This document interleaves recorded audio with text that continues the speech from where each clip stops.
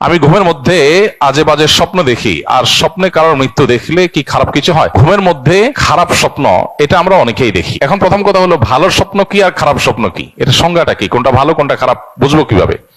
উত্তর হলো, কিছু স্বপ্ন আছে যে স্বপ্নগুলো দেখার পর আমাদের মন প্রফুল্ল হয়ে যায়, মন প্রশান্ত হয়, ভালো লাগা কাজ করে, এগুলোকে আমরা ভালো স্বপ্ন ধরতে পারি। আর কিছু স্বপ্ন আছে যে স্বপ্নগুলো দেখার পর আমরা ভয় পাই, অস্থির হই, বিচলিত হই, পেরেশান হই, এগুলোকে খারাপ স্বপ্নের মধ্যে ফেলতে পারি। এবার আসা যাক এই ভালো স্বপ্ন এবং খারাপ স্বপ্নের মধ্যে আমরা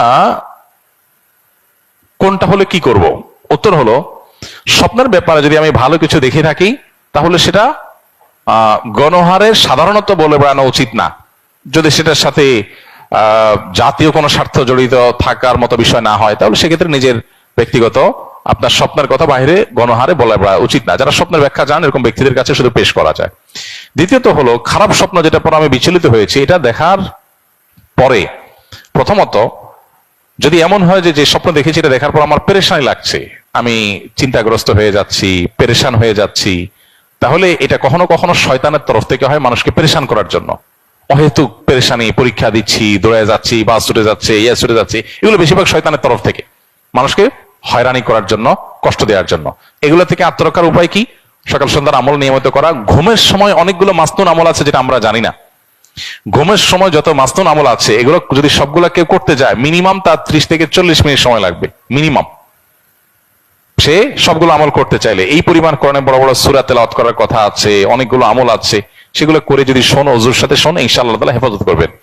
কোন সময় শারীরিক দুর্বলতার কারণে মানুষ সে সমস্ত স্বপ্ন দেখে, সেক্ষেত্রে সেই দিকটার প্রতি বিশেষ খেয়াল রাখতে হবে, দুর্বলতা যেন না থাকে। আর কিছু কিছু স্বপ্ন আছে যেগুলো মিনিংফুল, বোঝা যায় যে এটা আমাকে বিশেষ কিছু ইন্ডিকেট করা হচ্ছে, তো সেগুলো কখনো কখনো দেখতে বা আপাত দৃষ্টিতে খারাপ স্বপ্ন মনে হলেও সেটা আসলে ব্যাখ্যায় ভালো হয়। সেটা স্বপ্নের ব্যাখ্যা বিশেষজ্ঞ যারা আছেন, এক্সপার্ট, তারা বলতে পারেন। স্বপ্নে মৃত্যু দেখলেই যে মৃত্যু হয়, নট নেসেসারি, এরকম সবসময় না। কোন কোন ক্ষেত্রে এরকমও হয়েছে, এক ব্যক্তি আমাদের পরিচিত খুব, তিনি মৃত্যুর কিছুদিন আগে তিনি স্বপ্নে দেখলেন তার মৃত একজন চাচা, তাকে স্বপ্নে দেখলেন তিনি হাঁটছেন আর ইনি পিছনে পিছনে হাঁটছেন।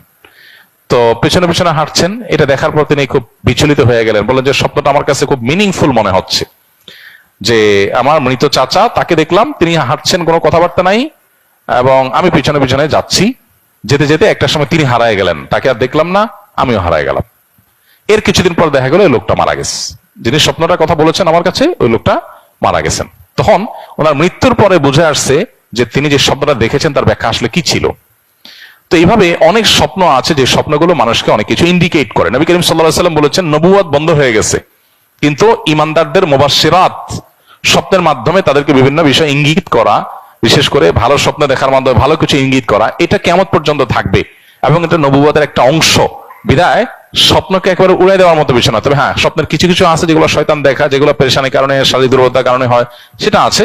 বাট স্বপ্নের গুরুত্বপূর্ণ একটা পার্ট আছে, বেশ মিনিংফুল। আমরা আমাদের জীবন অনেক স্বপ্ন দেখেছি যেটার ব্যাখ্যা পরে আমাদের বুঝে আসছে যে হ্যাঁ, এটা তো মূলত এই জিনিসটা। তো এই জন্য স্বপ্ন নিয়ে আমাদের জানাশোনা বাড়ানো দরকার। দুর্ভাগ্যজনক বাস্তবতা হলো আমাদের সমাজে আজকাল স্বপ্নের ব্যাখ্যা বিশেষজ্ঞ মানুষ পাওয়া যায় না, হারায় গেছে একেবারে। এক্সপার্ট মানুষ সেরকম একটা নাই। আলেমদের মধ্যেও ওরকম আলেম পাওয়া যায় না সচরাচর যারা স্বপ্নের ব্যাখ্যা ভালো করে বুঝেন। এটা মুসলমানদের একটা বড় সম্পদ, এই জায়গাটা একটা বড় শূন্যতা তৈরি হয়ে গেছে। তো এটা নিয়ে কারোর মনোযোগ থাকলে সেটা খুবই প্রশংসার বিষয়, স্বপ্নের ব্যাখ্যা বিষয়।